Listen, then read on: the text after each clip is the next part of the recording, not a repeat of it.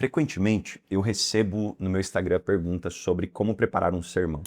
Não que eu seja nenhum famoso nem nada, e eu tento às vezes responder isso por meio de alguns stories, mostrando um pouco do processo. E essa semana eu falei, quer saber? Eu vou dar uma procurada no YouTube, nos vídeos que a gente tem sobre isso. E quando eu olhei para os vídeos, eu falei, não, eu preciso gravar um conteúdo sobre isso também, porque eu percebi que a maior parte dos vídeos se dividem de duas formas. Por um lado, eles são superficiais demais. Uma pessoa em 5, 6 minutos mostrando assim, é assim que eu faço e ponto final, são 4 tópicos ali. O que não necessariamente ensina ou te ajuda de fato a colocar tudo aquilo em prática. Por outro lado, eu percebi que tem muita gente que tenta ir para um lugar muito técnico, do tipo, esse aqui é o dicionário léxico que eu uso, esse aqui é o hebraico que eu uso, o grego que eu uso e tal. E eu acho que uma pessoa que chega no YouTube e pergunta assim, como preparar uma pregação, ela já não sabe usar grego e hebraico. E se ela não sabe, ela não deve, porque se ela tentar, ela vai usar de forma errada. O que eu acabo pensando que também não atende muito esse público. Então esse vídeo aqui, ele vem para atender dois públicos principalmente. Quem nunca fez uma pregação e quer aprender do zero, ou quem já pregou ou já tentou começar a pregar, mas se sente um pouco perdido, quer aprender novas ferramentas, coisas simples, fáceis de usar, que vão melhorar a sua pregação, uma forma talvez de enxergar o texto mais aguçada para que você consiga de fato fazer uma boa exegese daquele texto para colocar isso em uma exposição. Então, meu objetivo é atender principalmente esses dois públicos, sem ir demais para um tópico avançado e sem ser raso demais, do tipo assim, são esses 4 pontos e faça o seu, tá? Então, se você quer aprender mais sobre pregação, se liga nesse vídeo. Bom, então vamos lá. A primeira coisa que você, pregador, precisa entender antes de começar a preparar o seu sermão, eu vou dizer para você uma frase que meus professores me diziam frequentemente. Você não tem uma mensagem. Tá? A gente precisa, antes de tudo, saber que nós dependemos do Espírito Santo para todo esse processo. Por mais que a gente estude teologia, leia livros, isso dá em nosso coração a sensação de suficiência. Eu sei, eu já conheço o contexto, já sei como funciona, então é só sentar e começar a digitar, ressaltar umas coisas ou outras. Deixa eu te dizer uma coisa, isso é acreditar que você carrega mensagens. E você não carrega nada disso, é o Espírito Santo que nos capacita para essa tarefa. Então, sempre que você sentar para escrever uma mensagem, lembre-se disso, você não tem uma mensagem, você precisa de uma mensagem. E essa mensagem precisa primeiro falar ao seu coração para depois falar no coração de outras pessoas. Segunda coisa que você precisa saber é que já que você não tem uma mensagem, você precisa começar com uma oração, pedindo a Deus que a mensagem que for aparecer aqui fira sua mente, faça com que sua mente se dobre diante das realidades do Evangelho, fira o seu coração e te coloque em humilhação diante da palavra de Deus, porque só aqueles que são impactados pela palavra de Deus podem, por meio do Espírito, impactar outras pessoas também. Então peça a Deus que essas palavras saltem aos seus olhos, que Ele te guie em todo esse processo, que o Espírito Santo opere em seu coração, que isso aqui te constranja antes de tocar no coração de qualquer outra pessoa. E em meio a tudo isso também peço orientação ao Espírito Santo sobre o que você deve pregar. Geralmente pastores que lideram igrejas, eu sou um co-pastor aqui, a gente tem uma noção das necessidades que as nossas igrejas têm. Por exemplo, o que eles precisam ouvir mais ou menos de acordo ao momento que eles estão vivendo. E caso isso não seja tão claro, o Espírito Santo ele pode nos ajudar em todo esse processo também. Então peça ao Espírito sobre isso. Apenas depois desses dois passos, entender que você não tem uma mensagem e que porque você não tem uma mensagem, você precisa do Espírito Santo operando em você, só depois disso você abre a sua Bíblia e começa a caçar esse texto por meio da operação do Espírito em nós. No caso, agora, domingo, eu vou pregar em Colossenses. Na verdade, eu pretendo fazer uma série de exposições dentro do livro de Colossenses. E por isso, eu vou mostrar para vocês como eu penso essa pregação aqui em Colossenses 1. E agora a gente vai ver os próximos passos. Depois de ter orado, então, e agora você sabe que capítulo que você vai pregar, que livro você vai pregar, você vai abrir esse texto e você vai ler diversas vezes, tá? Eu vou fazer tudo isso dentro do Logos. Eu estou aqui começando a gravar minha tela e você vai ver a minha tela aparecendo aí para você. Então, no caso, eu estou usando aqui o Logos e eu vou pregar em Colossenses capítulo 1. Aqui já está cheio de marcações porque eu já preparei isso de antemão para você entender um pouquinho de todo esse processo. Qual que é a primeira coisa que você vai fazer? Primeira coisa, você vai ler o seu texto bíblico várias vezes. 5, 10 vezes se for necessário. Leia muitas e muitas vezes. Leia primeiro na sua Bíblia favorita. No caso aqui, eu estou usando a NVI, eu acho que essa é a NVI 2011, tá? Eu estou usando a NVI aqui. É a minha Bíblia favorita. Depois que você leu várias vezes na sua Bíblia favorita, você vai pegar uma Bíblia que é o extremo oposto na forma que ela foi escrita. Quando você compra uma Bíblia, é ideal que você saiba qual foi o tipo de pesquisa ou proposta por trás da escrita daquela Bíblia. Então a NVI é uma Bíblia que ela tem como foco tentar traduzir frases completas, tentar achar o sentido completo da frase e não necessariamente se ater em palavrinhas individuais.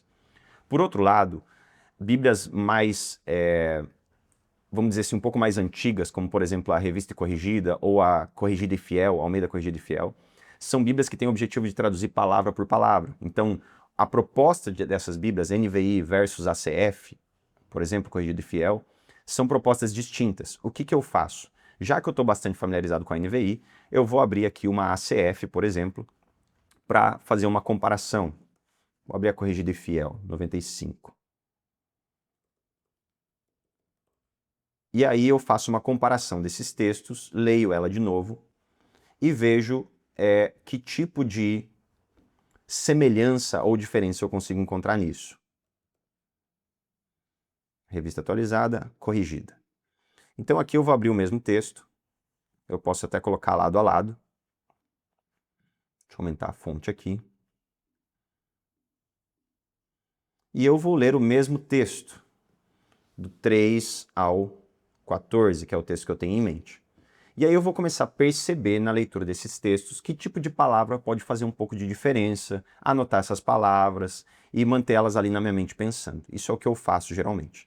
Aqui no Logos existe uma ferramenta ainda que ela compara vários textos ao mesmo tempo, que é essa aqui, ó, comparação de textos. Deixa eu abrir ela aqui na janela toda.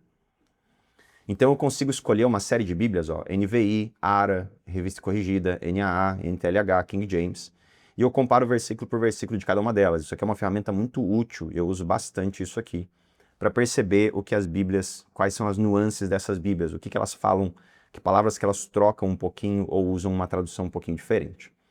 Por que é legal você fazer isso? Porque isso vai abrir o seu horizonte. Quando você fica apenas em uma versão do texto, a sua tendência é que a sua cabeça pense só em cima daquele texto ali, só em cima daquela tradução. E quando você abre algo que contrasta, do tipo assim, algo bem moderno e algo mais clássico, você vai perceber esses contrastes que podem acabar ampliando um pouco mais a sua ideia sobre o texto. Dito isso, vamos lá para as marcações do texto. Então, depois de ter lido algumas vezes, ter comparado as Bíblias, eu vou fazer uma série de marcações. E aqui você vai perceber as minhas marcações. Você pode copiar meu esquema, não tem nenhum problema. Ou não, você pode criar o seu próprio esquema. O meu esquema aqui ele tem sentido para mim, tá bom? O que eu faço aqui? Eu sublinho da mesma cor palavras que se repetem acima de tudo. Por quê? Porque eu quero achar o cerne desse texto. Qual que é a ideia central nesse texto? E isso geralmente vai ficar mais claro quando eu causo essas repetições. Então, por exemplo, na cor verde aqui, ó, eu tenho agradecemos, oramos, orar, pedir e dando graças aqui embaixo. Veja que não é a mesma palavra. Orar e oramos é a mesma, mas pedir, agradecemos e dando graças são meio que sinônimos, pelo menos no português, tá? Por isso que eu estou falando, eu não estou usando nada de grego aqui, eu quero começar dessa forma. O que isso me mostra? Me mostra que essa seção aqui é claramente algo que tem a ver com uma ação de graças de Paulo. Paulo está agradecendo algo. O que ele está agradecendo? E aí você tem uma série de outras palavras que se repetem também. Por exemplo, amor, amado, amor, e aqui embaixo tem mais uma, amado. Então eu sublinho todas essas da mesma cor, as palavras que são repetidas. Eu tenho fé aqui, e aqui embaixo eu tenho fiel. Eu sei que no português fé e fiel não parecem a mesma coisa, mas no grego é pistis a palavra. Então aqui eu tenho pistos e aqui eu tenho pistis. Fé e fidelidade são da mesma raiz dentro do grego, por isso que eu sublinhei as duas. Eu tenho aqui evangelho, eu tenho ouviram em azul, ouviram, ouviram, ouvimos. Eu tenho aqui santos no começo, santos aqui no final. Então eu acabo sublinhando isso aqui. Para que eu perceba as repetições. Tem ainda aqui, ó, entenderam, sabedoria, entendimento, conhecimento, são palavras similares e sublinhadas. Essa é a primeira coisa que eu faço, perceber as repetições. Segunda coisa que eu faço, eu dou uma olhada naquilo que gera alguns conectivos, por exemplo, e. Então perceba que todos os E's estão em amarelo. Ó. O que significa um E? Significa que é uma coisa mais outra. Então quando Paulo diz aqui no 4, ó, temos ouvido da fé que vocês têm em Cristo Jesus e do amor que tem por todos os santos, o que Paulo está dizendo? Nós temos ouvido dessas duas coisas. Não é uma ou outra, mas é as duas juntas. E isso também te dá um norte para você interpretar melhor o texto. Então eu sublinho todos esses conectivos. E, ó, o evangelho vai frutificando e crescendo. Orar por vocês e pedir. Aqui, outro E, outro E. Eu sublinho todos esses E's que acabam me ajudando a entender a frase completa. E aí depois eu sublinho aquilo que gera um destaque entre uma oração e outra oração, tá? E isso aqui eu faço de duas formas. Por exemplo, são esses sublinhados dourados aqui, ó. Pois, por causa, a respeito da qual, por meio, por essa razão, para que, pois, a saber. Por que isso aqui talvez seja a parte mais importante de todo esse processo. Porque isso aqui é o que gera a conexão entre as orações. Enquanto o E gera conexões entre sujeito, predicado, ou verbos, ou ações, esses outros sublinhados dourados aqui, eles geram conexões entre o antecedente e o consequente. A oração que vem antes, a oração que vem depois. E é exatamente por meio dessas coisas que a gente consegue entender o raciocínio por trás da escrita. Por que Paulo ordenou dessa forma? Então, para mim, esse tópico aqui é o principal de todos que você precisa fazer. Perceber essas conexões. Então, vamos mostrar isso na prática. Então, verso 3, ó, sempre agradecemos a Deus Pai, nosso Senhor Jesus Cristo, quando oramos por vocês. O que Paulo está dizendo? Que sempre que Paulo ora por Colosso, ele agradece a Deus Pai por aquela igreja. No verso 4, Paulo vai explicar o porquê que ele agradece. Então eu agradeço, pois, porque eu tenho ouvido falar da fé de vocês. Perceba que esse pois é o que gerou a conexão do verso 3 com o 4. O 4 ele está respondendo assim, por que Paulo agradece a Deus Pai? Porque ele tem ouvido falar da fé. Verso 5, ele vai responder o 4 e assim por diante. Então, esses itens, pois, porque, entretanto, a respeito, por meio, por essa razão, para que, a saber, são conexões entre frases, e isso faz todo sentido quando você tenta ler o texto corrido. O segundo tipo de sublinhado que eu faço aqui é como se fosse uma frase dependente da outra.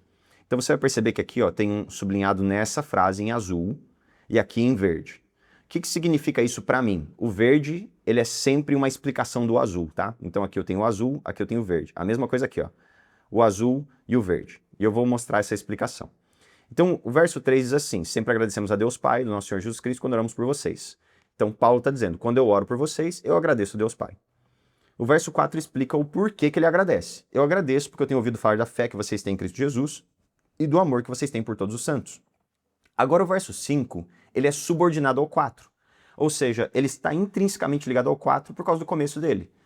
Então, por que eu tenho ouvido essas coisas? Porque vocês, verso 5, por causa da esperança que lhes está reservada nos céus, a respeito do qual vocês ouviram por meio da palavra da verdade do Evangelho. O que Paulo está dizendo, em outras palavras, versos 3, 4 e 5? O que ele está dizendo é o seguinte, vocês ouviram o Evangelho. Quando vocês ouviram o Evangelho, isso causou em vocês uma esperança. Então perceba que eu estou começando de trás para frente agora, e aí você vai entender esses sublinhados. Isso gerou em vocês uma esperança. Por causa dessa esperança, cresceu em vocês dois atributos por meio do Espírito.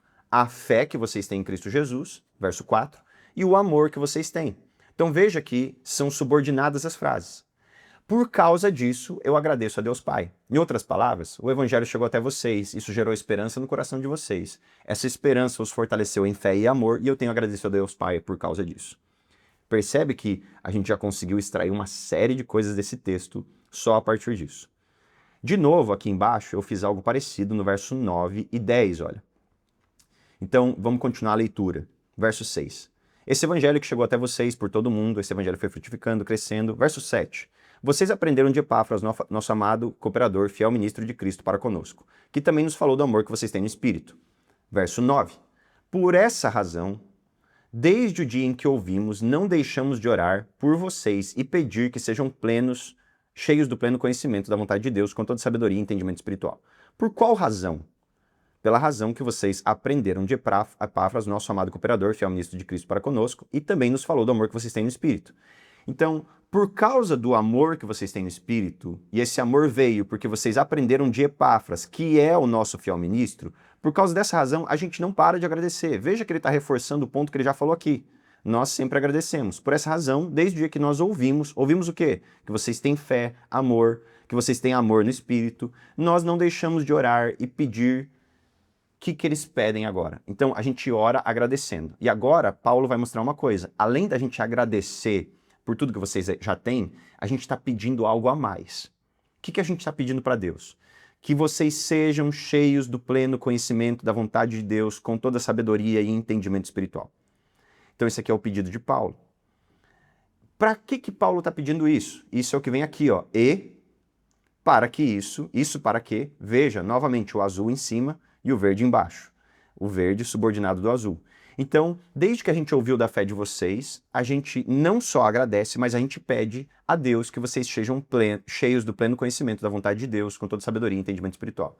Por que a gente pede isso? Verso 10. A gente pede isso para que vocês vivam de maneira digna do Senhor e em tudo possam agradá-lo, frutificando em toda boa obra, crescendo no conhecimento de Deus e sendo fortalecidos com todo o poder, de acordo com a força da sua glória, para que tenham toda a perseverança e paciência com alegria, dando graças ao Pai que nos tornou dignos de participar da herança dos santos no reino da luz. Então veja, por que Paulo está pedindo agora isso? No verso 10 e 11 ele explica. Eu estou pedindo para que vocês saibam viver diante de Deus. Então vocês já estão cheios de amor, cheios de fé. Isso aconteceu porque Epáfras pregou para vocês e gerou esperança no coração de vocês. Essa esperança alimentou a fé e o amor de vocês. E isso eu já tenho agradecido a Deus, mas eu quero adicionar algo na minha oração. Eu quero adicionar na minha oração um pedido, para que vocês não tenham só fé, amor e esperança, que é o tripé do Evangelho, mas para que, além disso, vocês sejam cheios do conhecimento de Deus. E conhecimento de Deus, para Paulo aqui, tem a ver com uma vida sábia e de entendimento espiritual, que é o que ele explica no verso 10 e 11. O que é essa vida sábia de entendimento espiritual? É para que vocês saibam viver de maneira digna, para que vocês saibam agradar ao Senhor, frutificando em tudo, no conhecimento de Deus, sendo fortalecidos com o poder, de acordo com a força dele, para que vocês tenham perseverança, paciência, alegria, e tudo isso vai causar em vocês, graças a Deus Pai, que nos faz participar da herança dos santos. Então, isso é o que significa Paulo pedir todo o conhecimento de Deus com sabedoria e entendimento. E por último, a gente tem os dois versículos. Verso 13. Veja que eu sublinhei ele de azul. O que eu quero indicar para mim nisso aqui é que o azul também está conectado com o verde, que está conectado com o azul. E no 13 ele vai dizer assim: pois ele nos resgatou do domínio das trevas e nos transportou para o reino do Filho do seu amado. Então, veja o argumento. Eu tenho agradecido a Deus pela fé e o amor que vocês têm. Isso só aconteceu por causa da esperança que está no coração de vocês, por causa do evangelho que Epáfras pregou para vocês. Além disso, eu tenho pedido a Deus que vocês sejam cheios do pleno conhecimento de Deus e vivam para que vocês saibam viver com toda sabedoria. Essa vida sábia que vocês vão ter que viver, ela se dá por uma motivação primária. Porque ele nos resgatou do domínio das trevas e nos transportou para o reino do Filho do seu amor. Por isso que são orações subordinadas, e eu faço questão de pontuar isso. Como é que eu percebi que elas são subordinadas? Por causa desses inícios em dourado. Por essa razão, está subordinado ao que vem antes. Para que o que vem antes, e pois para o que vem antes. Então perceba que só com isso aqui você já vai conseguir ter uma leitura melhor de todo o texto com essas marcações. Além disso, à medida que eu vou lendo cada versículo e depois que já está sublinhado, eu vou fazendo essas notas aqui, ó. Deixa eu abrir aqui do lado. Então, o que são essas notas? É exatamente o que eu expliquei para vocês agora, de como eu entendi todo esse texto, mas em notas particulares. Então, no 3, Paulo diz que está sempre agradecendo a Deus. Eu estou explicando o que está no 3. Faça isso em cada versículo. Leia o versículo 3. O que isso aqui significa? Escreve em um lugar. Leia o versículo 4. Você vai ver que eu tenho notas de todos eles aqui, ó. Versículo número 4. Escreva o que significa. Leia o versículo número 5, escreva o que significa. E assim, um por um, parte por parte. No fim, você vai ter uma estrutura lógica do pensamento do escritor. No fim, eu vou chegar numa conclusão básica aqui. Qual vai ser a conclusão básica? O tema da mensagem. Então, por mais que você pregue expositivamente, eu sempre prego expositivamente, não significa que eu não sou guiado por um tema. Qual que é o tema que está me guiando aqui nesse momento? O tema é o seguinte: Paulo, ele está agradecendo por tudo que está acontecendo em Colosso.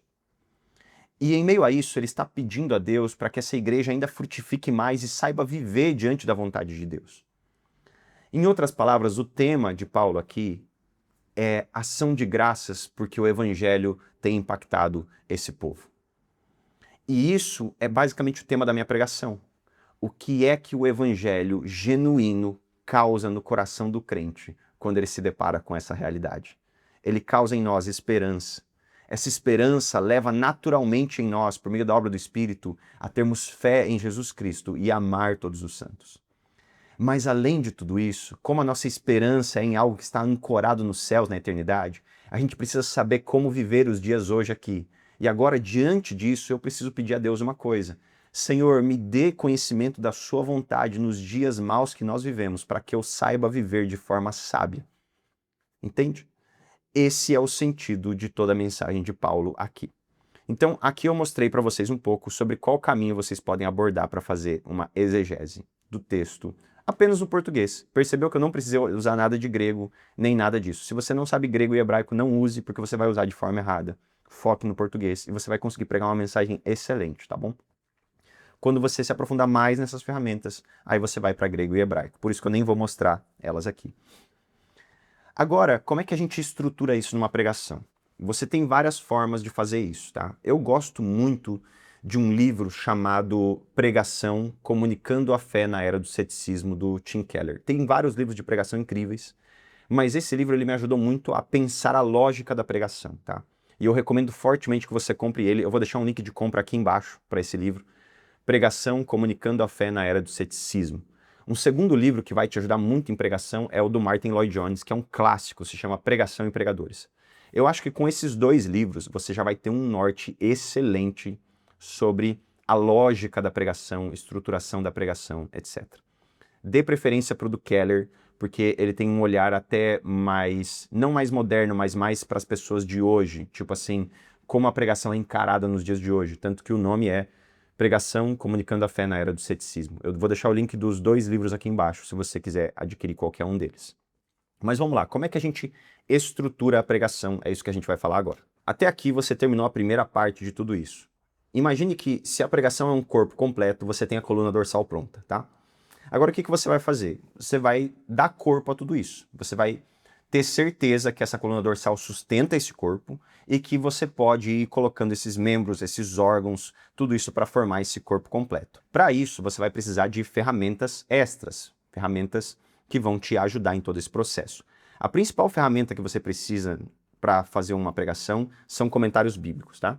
Então, no caso, os dois principais tipos de comentários bíblicos que a gente tem no Brasil são expositivos e exegéticos, tá? Existem outros tipos, mas esses são os principais.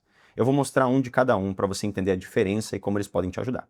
O primeiro de todos é um comentário exegético, é esse comentário aqui de Colossenses e Filemão, do Douglas Moo, tá? É um comentário de 2 livros. Filemão tem um capítulo, Colossenses tem 4. Então o que é um comentário exegético? No caso esse aqui. Ele vai te introduzir essas cartas. Então ele vai falar sobre o contexto de Colosso, aonde ficava Colosso, quem escreveu essa carta, por que escreveu essa carta, que data, qual a motivação, a teologia por trás dessa carta, o que estava acontecendo nessa cidade, tem igreja, não tem igreja ali, que tipo de cultura tinha, o que precisava ser corrigido ou não. Basicamente, nas primeiras páginas de um comentário exegético, você vai ser introduzido à carta de Colossenses. Depois disso, o que o autor vai fazer num comentário exegético é fazer uma análise do texto original, do texto grego. E existem comentários exegéticos que são mais difíceis e outros que são mais fáceis, tá? Eu fiz questão de mostrar esse aqui porque esse aqui é mais acessível, mais fácil de ser entendido. Então ele vai ler o texto em grego e ele vai começar a explicar por que aquela palavra em grego significa tal coisa e não significa outra, ou como ela é melhor entendida, como tudo aquilo afeta o contexto, o que cada versículo quer dizer um por um. Isso aqui serve então para você ter certeza que o que você entendeu está correto e para você enriquecer tudo que você entendeu até agora, com todas essas ferramentas contextuais, etc. Então, vários comentários exegéticos, você vai perceber que eles têm grego dentro deles. Mas a maioria do que nós temos, ele tem o grego, mas ele não está esperando que você saiba grego, tá? A maioria, não todos. Se eu pegar ali um de Gálatas do F.F. Bruce, por exemplo, é impossível entender se você não souber grego. Mas nesse caso aqui, não. Então ele vai trazer uma palavrinha em grego e vai explicar, olha, essa palavra aqui, outros escritos de Paulo, ele teve essa inclinação, essa tendência aqui de pensar isso ou aquilo, e isso aqui pode ser o real significado ou a ideia por trás dessa palavra, etc. Esses são comentários exegéticos. Por outro lado, a gente tem os comentários expositivos. Eu vou mostrar para vocês aqui na tela alguns. Então aqui na minha biblioteca eu fiz uma pesquisa dos meus comentários de Colossenses dentro do Logos. Então eu tenho esse aqui, comentário da Esperança, se chama, esse comentário, Carta aos Colossenses, ele é um comentário expositivo. João Calvino, Gálatas, Efésios, Filipenses e Colossenses. Esse aqui é do William Hendrickson. Esse comentário aqui é muito bacana, tá? Essa coleção é muito bacana, porque ela é tanto, a maior parte dela é tanto expositiva quanto exegética ao mesmo tempo. É bem bacana mesmo. Tem esse aqui do Hernandes Dias Lopes, e o Hernandes Dias Lopes, para escrever esse comentário, ele consultou bastante do William Hendrickson, você vai ver bastante referências. Por isso, entre os dois, esse aqui faz mais sentido. E tem esse aqui do Grant Osborne, que é um comentário expositivo, tá? Ele não é exegético.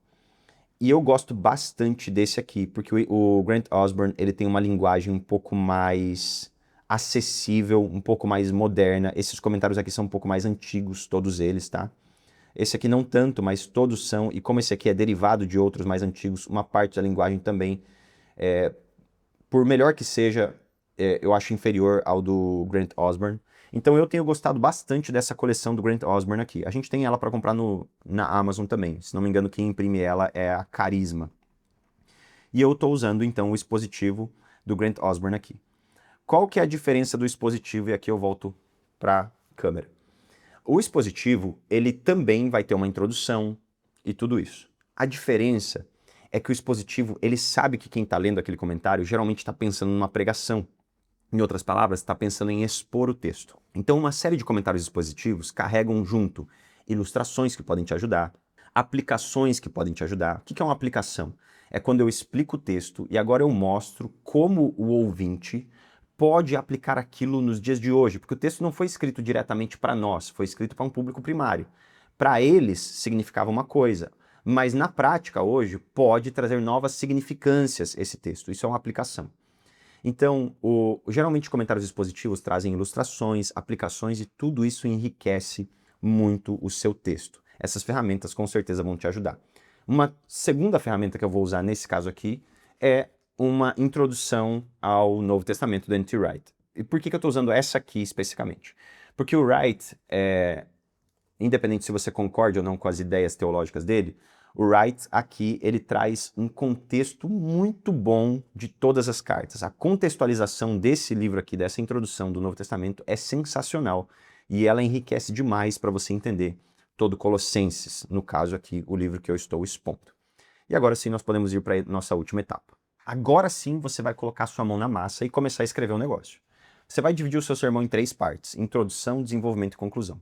Eu ainda adiciono uma 4ª parte chamada pontos iniciais, mas isso é uma coisa que não necessariamente todo mundo faz, é uma coisa que eu gosto de fazer, porque eu gosto muito de iniciar sermão com filosofia ou com pontos ilustrativos, que trazem uma história que vai fazer com que o ouvinte se lembre daquela pregação. Então vamos deixar isso de fora, vamos para o clássico mesmo: introdução, desenvolvimento e conclusão. Tá? O que você vai colocar na sua introdução? O objetivo da introdução é que o ouvinte ele esteja completamente familiarizado com o texto. Então você vai trazer ali o contexto do que está acontecendo, a motivação por trás da escrita, por que Paulo escreveu essa carta aos Colossenses, basicamente a mesma coisa que você encontra numa introdução de um comentário bíblico. Você vai fazer com que o ouvinte se sinta familiarizado com tudo aquilo. E além disso, você vai, nessa introdução, explicar para ele qual que é a tese dessa pregação. Lembra que eu falei que por mais que você pregue expositivo, você precisa ter um tema na sua mente. Porque o tema é como se fosse o objetivo central daquela porção. Eu tinha comentado que o tema é algo do tipo assim: o que acontece com um cristão que tem um contato genuíno com o evangelho? Esse tema, você não precisa colocar ele nessas palavras, mas você vai trazer o público a entender esse tema logo na sua introdução. Então, por exemplo, você vai fazer perguntas junto com todo esse contexto. Você vai mostrar: olha, a igreja de Colosso era uma igreja muito saudável. Eles conheciam Jesus Cristo, estavam frutificando, e Paulo traz essa oração para aconselhá-los, para mostrar como é todo esse evangelho. Mas e nós? Será que aquilo que nós vivemos no nosso dia a dia é uma evidência de que o evangelho tem impactado nossas vidas? Porque é isso que a gente precisa refletir nesse texto. Será que aquilo que impactou a igreja de Colossenses, a igreja de Colosso, é a mesma coisa que tem impactado a nossa vida? Porque se não é, possivelmente nós não estamos ouvindo um evangelho genuíno ou estamos nos distanciando desse evangelho e assim por diante. Você percebe que eu estou introduzindo a temática da mensagem na minha introdução, tá? Finalizei a introdução. Você vai, no final da introdução, fazer uma espécie de uma transição. Explicar aqui, é isso que nós vamos ver no decorrer dessa ministração. E aí você vai entrar no desenvolvimento.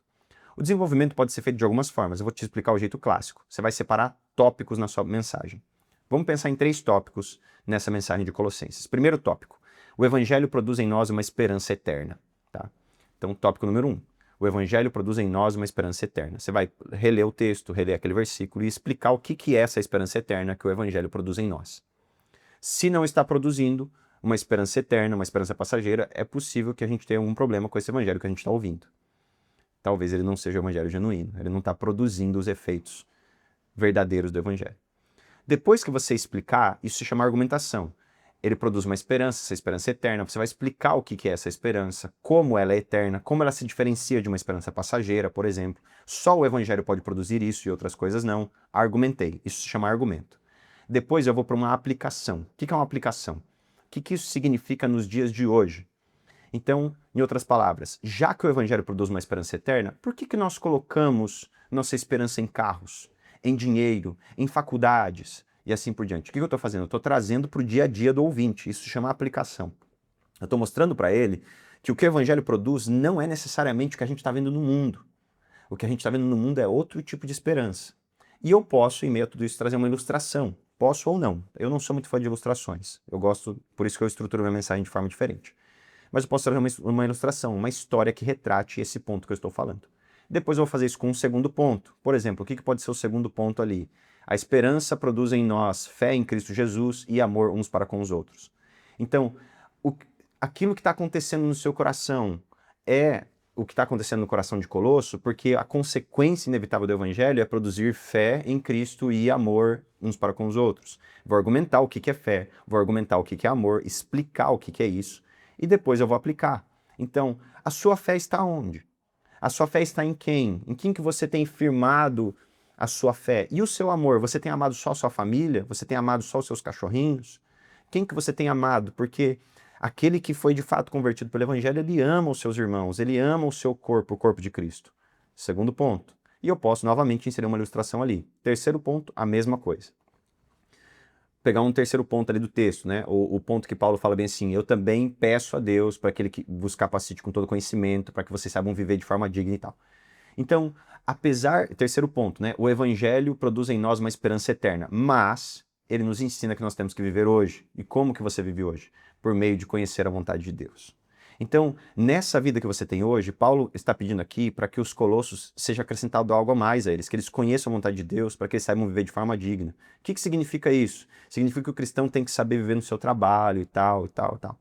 Tem que saber viver na sociedade, na família e assim por diante. Saber glorificar a Deus em todos esses aspectos. Como você tem vivido? Aplicação.